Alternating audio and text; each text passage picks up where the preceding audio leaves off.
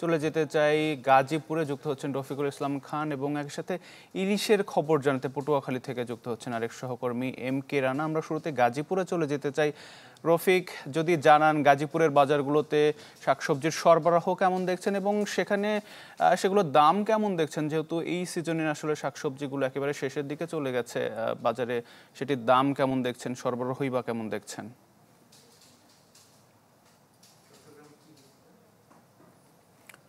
আমাদের সহকর্মী রফিকুল ইসলাম খানকে আমরা যুক্ত করবার চেষ্টা করছিলাম, আমরা পরবর্তীতে তাকে যুক্ত করবার চেষ্টা করব। এই মুহূর্তে আমরা ইলিশের বাজার পরিস্থিতি জেনে নিতে চাই পটুয়াখালী থেকে। আমাদের সহকর্মী এম কে রানা আমাদের সাথে যুক্ত হচ্ছেন।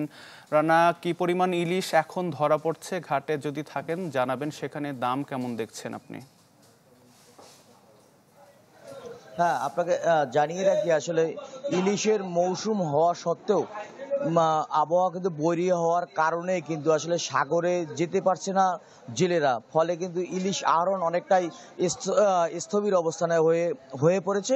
এর বাইরে কথা বলেছিলাম মহিপুর আলিপুর মৎস্য বন্দরে যে মৎস্য ব্যবসায়ীরা রয়েছেন তাদের সঙ্গে, তারা যেমনটি জানিয়েছেন যে বেশ কয়েকদিন ধরে আবহাওয়া বৈরী থাকায় কিন্তু আসলে সাগরে তাদের যে জেলেরা তাদের বোট নিয়ে যেতে পারছে না, ফলে ইলিশ আহরণ কিছুটা ব্যাহত হচ্ছে। এর বাইরে যদি কথা বলতে হয়, সাধারণত পটুয়াখালী যে নদ নদী রয়েছে, পায়রা, বালেশ্বর বা যে ধরনের নদীগুলো রয়েছে, সেই নদীগুলোতে কিন্তু আসলে ইলিশে দেখা মিলছে না সাধারণ জেলেদের জালে, ফলে কিন্তু এক ধরনের বাজার ইলিশ শূন্যই বলা চলে।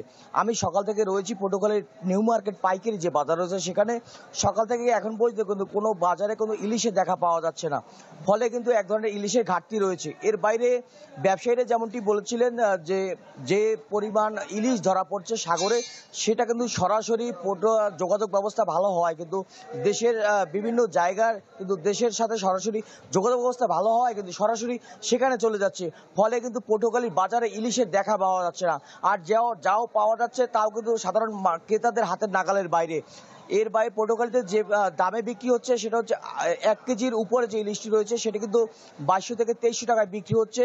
700 থেকে 800 গ্রাম যে ইলিশটি রয়েছে সেটা কিন্তু 16 থেকে 1700 টাকায় বিক্রি হচ্ছে। এর বাইরে জাটকা সাইজ, আমাদের আঞ্চলিক ভাষায় জাটকা যে সাইজটা বলা হচ্ছে, যে কেজিতে 7 থেকে 8টি মাছ হচ্ছে, সেটা কিন্তু 700 থেকে 750 টাকায় পটুয়াখালী বাজারে বিক্রি হচ্ছে।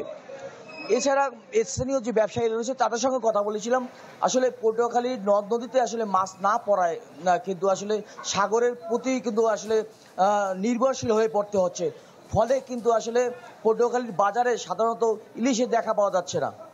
এই ছিল পটুয়াখালী থেকে সর্বশেষ। জি রানা, অনেক ধন্যবাদ যুক্ত হবার জন্য। এম কে রানা পটুয়াখালী থেকে ইলিশ বাজারের খবর জানাচ্ছিলেন। আবারও আমরা সবজি বাজারের খবর জানবার চেষ্টা করব। আমাদের সহকর্মী রফিকুল ইসলাম খান এর মধ্যে আমাদের সাথে যুক্ত হয়েছেন। রফিক, জানাবেন গাজীপুরের বাজারগুলোতে শাকসবজির সরবরাহ কেমন দেখছেন এবং সেগুলোর দামও সম্পর্কে জানতে চাই। সজন সিপিভিসি পাইপ, বাংলাদেশের 1 number NSF certified CPVC brand. Atik, আসলে গাজীপুর হলো শিল্প শহর। এই শহরের বেশিরভাগ মানুষই কিন্তু আমদানি উপর নির্ভর করে, কারণ যে সমস্ত কাঁচামাল বাজার রয়েছে সবই কিন্তু বাহিরের জেলা থেকে গাজীপুরে আসে এবং সেই সমস্ত শাকসবজি কিন্তু কিনে খেতে হয় বেশিরভাগ ক্রেতাকেই। তো আমি যদি বলি, সপ্তাহের ব্যবধানে শুধু আলুতে কেজি প্রতি 5 টাকা বেড়েছে, বাকি সব সবজি কিন্তু দাম অপরিবর্তিত রয়েছে। অর্থাৎ আমরা যেটি দেখেছি, বাজারে বেগুন বিক্রি হচ্ছে আজকে 80 টাকা কেজি দরে, এছাড়া পটল বিক্রি হচ্ছে 50 থেকে 60 টাকা কেজি দরে। যে পেঁপে রয়েছে, কাঁচা পেঁপে সেটি কিন্তু 30 টাকা কেজিতে বিক্রি হচ্ছে। তাছাড়া অন্যান্য যে শাকসবজি রয়েছে সেটি কিন্তু ক্রেতাদের নাগালের মধ্যেই রয়েছে। তো যদি আপনাকে ক্রেতাদের জন্য একটি সুখবর বলি, সেটি হলো ডিমের বাজারে কিন্তু স্বস্তি রয়েছে। অর্থাৎ প্রতি পিস ডিমে কিন্তু প্রায় 50 পয়সা কমে পাইকারি বাজারে 7.5 টাকা করে বিক্রি হচ্ছে, সেটি খুচরা পথে হয়তো আরো 50 পয়সা বেশি বিক্রি হচ্ছে। আর যদি ক্রেতাদের জন্য একটি দুঃসংবাদ বলি, সেটি কিন্তু যে কসমেটিক রয়েছে, কসমেটিক বাজারে কিন্তু প্রতিটি পণ্যে প্রায় 30 থেকে 35 টাকা বেশি বিক্রি হচ্ছে এবং বেশি দাম সেটি ধরা হয়েছে, সেটি আমাদের বিক্রেতারা জানিয়েছে। আমরা দোকানদারের সাথে কথা বলেছি, তারা যেটি বলেছেন যে কসমেটিক রয়েছে প্রতিটি কিন্তু সপ্তাহের ব্যবধানে নতুন যে মাল এসেছে সেইগুলো কিন্তু 30 টাকার মতো পণ্যের গায়ে রেট বেশি দেয়া আছে, ফলে ক্রেতাদের কিন্তু এখানে কিনতে যে কিছুটা অস্বস্তিতে পড়তে হচ্ছে। এছাড়া যদি আপনাকে বলি, সয়াবিন যে তেল রয়েছে সে তেল কিন্তু আগের দামই রয়েছে, অর্থাৎ 190 টাকা লিটারে বিক্রি হচ্ছে। হচ্ছে। এই আমরা দেখেছি গাজীপুরে যে সমস্ত বাজার রয়েছে এবং দোকান রয়েছে এই রেটে বিক্রি হচ্ছে। তো আসলে ক্রেতা এবং যে সমস্ত বিক্রেতারা রয়েছে তারা যদি বলছেন যদি সরকারের যে মনিটরিং রয়েছে সেই মনিটরিং ব্যবস্থা যদি আরো জোরদার করা হয় তাহলে হয়তো ক্রেতাদের সামর্থ্যের মধ্যেই পণ্য বিক্রি হবে এমনটাই প্রত্যাশা করছে। এই ছিল এখান থেকে সর্বশেষ খবর। আতিক। জি রফিক, অনেক ধন্যবাদ যুক্ত হবার জন্য। গাজীপুর থেকে জানাচ্ছিলেন সহকর্মী রফিকুল ইসলাম খান।